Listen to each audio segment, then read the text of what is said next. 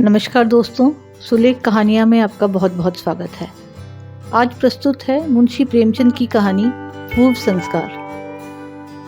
सज्जनों के हिस्से में भौतिक उन्नति कभी भूल कर ही आती है। रामटहल विलासी, दूरव्यसनी, चरित्रहीन आदमी थे, पर सांसारिक व्यवहारों में चतुर, सूद ब्याज के मामले में दक्ष और मुकदमे अदालत में कुशल थे। उनका धन बढ़ता था, सभी उनके आसामी थे। उधर उन्हीं के छोटे भाई शिवटहल साधु भक्त, धर्मपरायण और परोपकारी जीव थे। उनका धन घटता जाता था। उनके द्वार पर 2-4 अतिथि बने रहते थे। बड़े भाई का सारे मोहल्ले पर दबाव था। जितने नीच श्रेणी के आदमी थे, उनका हुक्म पाते ही फौरन उनका काम करते थे। उनके घर की मरम्मत बेगार में हो जाती। रिनी कुंजड़े साग भाजी भेंट में दे जाते। रिनी ग्वाला उन्हें बाजार भाव से 1.5 दूध देता। छोटे भाई का किसी पर रौब ना था। साधु संत आते और इच्छापूर्ण भोजन करके अपनी राह लेते। 2-4 आदमियों को रुपए उधार दिए भी तो सूद के लालच से नहीं, बल्कि संकट से छुड़ाने के लिए। कभी जोर देकर तगादा ना करते कि कहीं उन्हें दुख ना हो। इस तरह कई साल गुजर गए, यहाँ तक कि शिवटहल की सारी संपत्ति परमार्थ में उड़ गई। रुपए भी बहुत डूब गए। उधर रामटहल ने नया मकान बनवा लिया, सोने चांदी की दुकान खोल ली, थोड़ी जमीन भी खरीद ली और खेती बाड़ी भी करने लगे। शिवटहल को अब चिंता हुई, निर्वाह कैसे होगा। धन न था कि कोई रोजगार करते। वो व्यवहार बुद्धि भी ना थी जो बिना धन के भी अपनी राह निकाल लेती है। किसी से ऋण लेने की हिम्मत ना पड़ती थी। रोजगार में घाटा हुआ तो देंगे कहाँ से। किसी दूसरे आदमी की नौकरी भी ना कर सकते थे। कुल मर्यादा भंग होती थी। 2-4 महीने तो ज्यों त्यों करके काटे। अंत में चारों ओर से निराश होकर बड़े भाई के पास गए और कहा, भैया, अब मेरे और मेरे परिवार के पालन का भार आपके ऊपर है। आपके सिवा अब किसकी शरण लूं? रामटहल ने कहा, इसकी कोई चिंता नहीं। तुमने कुकर्म में तो धन उड़ाया नहीं। जो कुछ किया उससे कुल कीर्ति ही फैली है। मैं धूर्त हूँ, संसार को ठगना जानता हूँ। तुम सीधे साधे आदमी हो। दूसरों ने तुम्हें ठग लिया। ये तुम्हारा ही घर है। मैंने जो ज़मीन ली है उसकी तहसील वसूल करो, खेती बाड़ी का काम संभालो। महीने में तुम्हें जितना खर्च पड़े मुझसे ले जाओ। हाँ, एक बात मुझसे ना होगी, मैं साधु संतों का सत्कार करने का 1 पैसा भी ना दूंगा और ना तुम्हारे मुंह से अपनी निंदा सुनूंगा। शिवटहल ने गदगद कंठ से कहा, भैया, मुझसे इतनी भूल अवश्य हुई है कि मैं सबसे अधिक आपकी निंदा करता रहा हूँ। उसे क्षमा करो। अब से मुझे अपनी निंदा करते सुनना तो जो चाहे दंड देना। हाँ, आपसे मेरी एक विनय है। मैंने अब तक अच्छा किया या बुरा, पर भाभी जी को मना कर देना कि उसके लिए मेरा तिरस्कार ना करें। रामटहल, अगर वो कभी तुम्हें ताना देगी तो मैं उसकी जीभ खींच लूँगा। रामटहल की ज़मीन शहर से 10-12 कोस पर थी। वहाँ एक कच्चा मकान भी था। बैलगाड़ी, खेती की अन्य सामग्रियाँ वहीं रहती थी। शिवटहल ने अपना घर भाई को सौंपा और अपने बाल बच्चों को लेकर गाँव चले गए। वहाँ उत्साह से काम करने लगे। नौकरों ने काम में चौकसी की। परिश्रम का फल मिला। पहले ही साल उपज ड्योढ़ी हो गई और खेत का खर्च आधा रह गया। पर स्वभाव को कैसे बदलें? पहले की तरह तो नहीं, पर अब भी 2-4 मूर्तियाँ शिवटहल की कीर्ति सुनकर आ ही जाती थीं और शिवटहल को विवश होकर उनकी सेवा और सत्कार करना ही पड़ता था। हाँ, अपने भाई से ये बात छिपाते थे कि कहीं वो अप्रसन्न होकर जीविका का ये आधार भी ना छीन ले। फल ये होता था कि उन्हें भाई से छिपाकर अनाज, भूसा, खली आदि बेचना पड़ता। इस कमी को पूरी करने के लिए वो मजदूरों से और भी कड़ी मेहनत लेते थे और खुद भी कड़ी मेहनत करते। धूप, ठंड, पानी, बूंदी की बिल्कुल परवाह न करते थे, मगर कभी इतना परिश्रम तो किया ना था। शरीर शक्तिहीन होने लगा। भोजन भी रूखा सूखा मिलता था। उस पर कोई ठीक समय नहीं।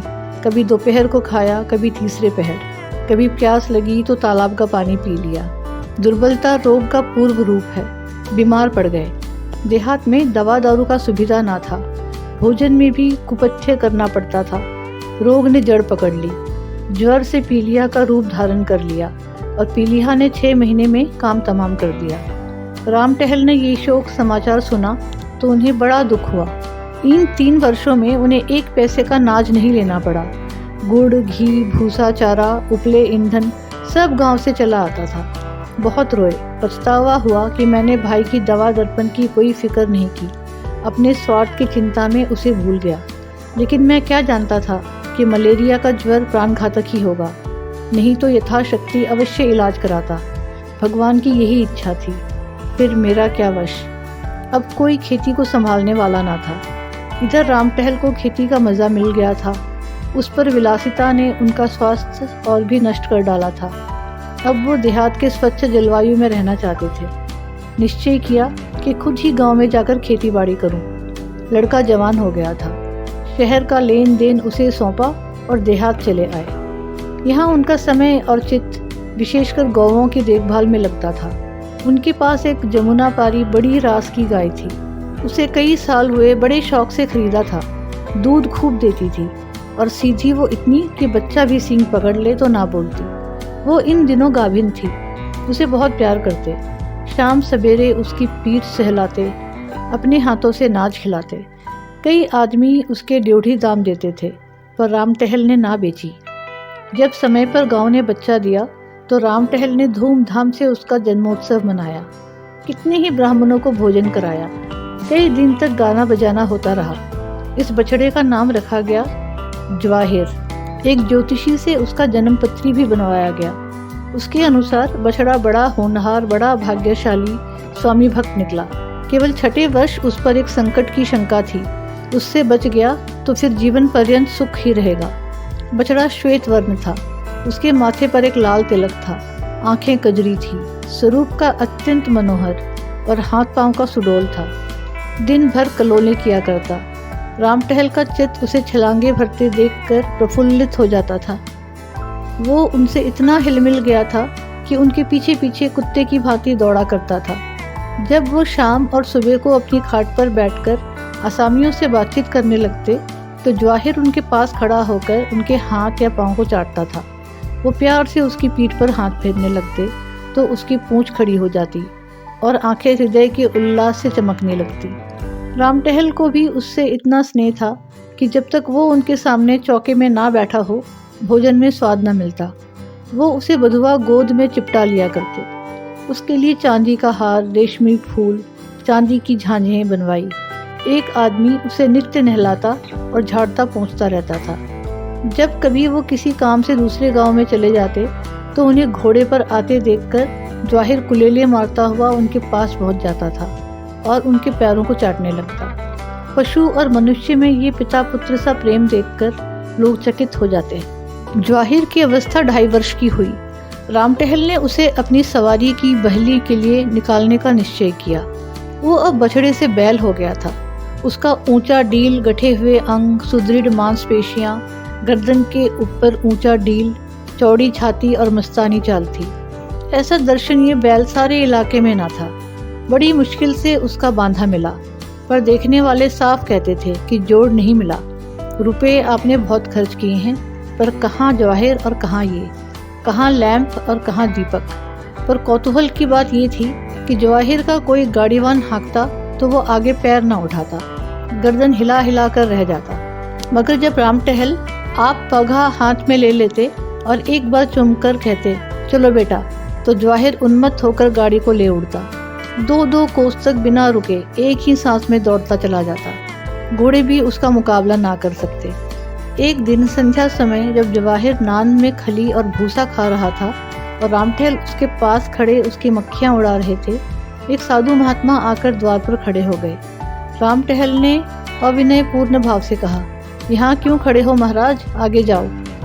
साधु, कुछ नहीं बाबा, इसी बैल को देख रहा हूँ। मैंने ऐसा सुंदर बैल नहीं देखा। राम टहल ध्यान देकर, खरी का बछड़ा है। साधु, साक्षात देव रूप है। ये कहकर महात्मा जी जवाहिर के निकट गए और उसके खुरे चूमने लगे। राम टहल, आपका शुभागमन कहाँ से हुआ?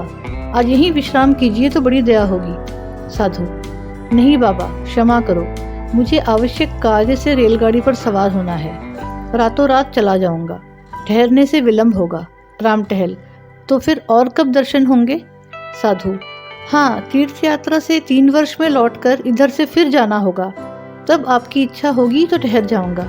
आप बड़े भाग्यशाली पुरुष हैं कि आपको ऐसे देवरूप नंदी की सेवा का अवसर मिल रहा है। इन्हें पशु न समझिए, ये कोई महान आत्मा है। इन्हें कष्ट न दीजिएगा। इन्हें कभी फूल से भी ना मारिएगा। ये कहकर साधु ने फिर जवाहिर के चरणों पर शीश नवाया और चले गए। उस दिन से जवाहिर की और भी खातिर होने लगी। वो पशु से देवता हो गया। रामटहल उसे पहले रसोई के सब पदार्थ खिलाकर तब आप भोजन करते। प्रातः काल उठकर उसके दर्शन करते, यहाँ तक कि वो उसे अपनी बहली में भी ना जोतना चाहते। लेकिन जब उनको कहीं जाना होता और बहली बाहर निकाली जाती तो जवाहिर उसमें जुटने के लिए इतना अधीर और उत्कंठित हो जाता, सर हिला हिलाकर कि इस तरह अपनी उत्सुकता प्रकट करता कि रामटहल को विवश होकर उसे जोतना पड़ता। एक बार वो दूसरी गाड़ी जोत कर चले गए तो जवाहिर को इतना दुख हुआ कि उसने दिन भर नान में मुंह न डाला। इसलिए वो अब बिना किसी विशेष कार्य के कहीं जाते ही न थे। उनकी श्रद्धा देखकर गांव के अन्य लोगों ने भी जवाहिर को अन्नग्रास देना शुरू किया। सुबह उसके दर्शन करने तो प्राय सभी आ जाते थे। इस प्रकार 3 साल और बीते। जवाहिर को 6ठा वर्ष लगा। रामटहल को ज्योतिषी की बात याद आई। भय हुआ कहीं उसकी भविष्यवाणी सत्य न हो। पशु चिकित्सा की पुस्तकें मंगाकर पढ़ी, पशु चिकित्सक से मिले और कई औषधियाँ लाकर रखी। जवाहिर को टीका लगवा दिया, कहीं नौकर उसे खराब चारा या गंदा पानी ना खिला पिला दे। इस आशंका से वो अपने हाथों से उसे खोलने बांधने लगे। पशुशाला का फर्श पक्का करा दिया जिसमें कोई कीड़ा मकोड़ा ना छिप सके। उसे नित्य प्रति खूब धुलवाते भी थे। संध्या हो गई थी। रामटहल नान के पास खड़े जवाहिर को खिला रहे थे कि इतने में सहसा वही साधु महात्मा आ निकले जिन्होंने आज से 3 वर्ष पहले दर्शन दिए थे। रामटहल उन्हें देखते ही पहचान गए। जाकर दंडवत की, कुशल समाचार पूछे और उनके भोजन का प्रबंध करने लगे। इतने में अकस्मात जवाहिर ने जोर से डकार ली और धम से भूमि पर गिर पड़ा। रामटहल दौड़े हुए उसके पास आए। उसकी आंखें पथरा रही थी। पहले एक स्नेहपूर्ण दृष्टि उन पर डाली और चित्त हो गया। रामटहल घबराए हुए घर से दवाएं लाने दौड़े। कुछ समझ में न आया कि खड़े खड़े इसे क्या हो गया। जब वो घर में से दवाइयाँ लेकर निकले तो जवाहिर का अंत हो चुका था। रामटहल शायद अपने छोटे भाई की मृत्यु पर भी इतने शोकातुर न हुए थे। वह बार बार लोगों के रोकने पर भी दौड़ दौड़ कर जवाहिर के शव के पास जाते और उससे लिपट कर रोते। रात उन्होंने रो रो कर काटी।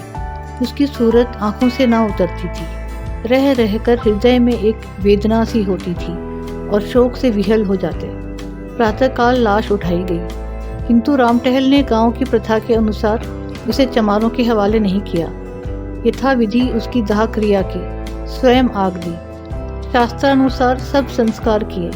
13वें दिन गांव के ब्राह्मणों को भोजन कराया गया। उक्त साधु महात्मा को उन्होंने अब तक नहीं जाने दिया था। उनकी शांति देने वाली बातों से रामटहल को बड़ी संतावना मिलती थी। एक दिन रामटहल ने साधु से पूछा, महात्मा जी, कुछ समझ में नहीं आता कि जवाहिर को कौन सा रोग हुआ था।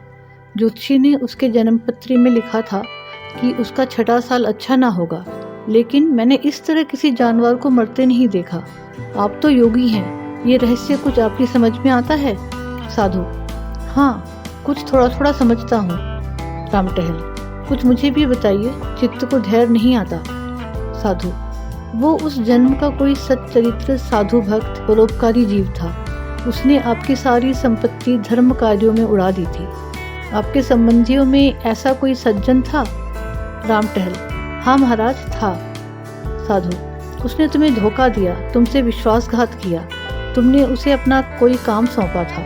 वो तुम्हारी आंख बचाकर तुम्हारे धन से साधुओं की सेवा सत्कार किया करता था। रामटहल, मुझे उस पर इतना संदेह नहीं होता। वो इतना सरल प्रकृति, इतना सच्चरित्र मनुष्य था कि बेईमानी करने का उसे कभी ध्यान भी नहीं आ सकता था। साधु, लेकिन उसने विश्वासघात अवश्य किया, अपने स्वार्थ के लिए नहीं, अतिथि सत्कार के लिए सही, पर था वो विश्वासघाती। रामटहल, संभव है दुरावस्था में उसे धर्मपथ से विचलित कर दिया हो। साधु, हाँ, यही बात है। उस प्राणी को स्वर्ग में स्थान देने का निश्चय किया गया, पर उसे विश्वासघात का प्रायश्चित करना आवश्यक था। उसने बेईमानी से तुम्हारा जितना धन हर लिया था, उसकी पूर्ति करने के लिए उसे तुम्हारे यहाँ पशु का जन्म दिया गया। ये निश्चय ये कर लिया गया कि 6 वर्ष में प्रायश्चित पूरा हो जाएगा। इतनी अवधि तक वो तुम्हारे यहाँ रहा। ज्यों ही ये अवधि पूरी हो गई, त्यों ही उसकी आत्मा निष्पाप और निर्लिप्त होकर निर्वाण पद को प्राप्त हो गई। महात्मा जी तो दूसरे दिन विदा हो गए, लेकिन राम टहल के जीवन में उसी दिन से एक बड़ा परिवर्तन देख पड़ने लगा। उनकी चित्तवृत्ति बदल गई, दया और विवेक से हृदय परिपूर्ण हो गया। वो मन में सोचते, जब ऐसे धर्मात्मा प्राणी को जरा से विश्वासघात के लिए इतना कठोर दंड मिला तो मुझ जैसे कुकर्मी की क्या दुर्गति होगी। ये बात उनके ध्यान से कभी न उतरती थी। उम्मीद है आपको ये कहानी पसंद आई। अगर पसंद आई है तो वीडियो को शेयर और लाइक ज़रूर कर दीजिए और ऐसी ही कहानियाँ सुनने के लिए चैनल को सब्सक्राइब कर लीजिए। धन्यवाद।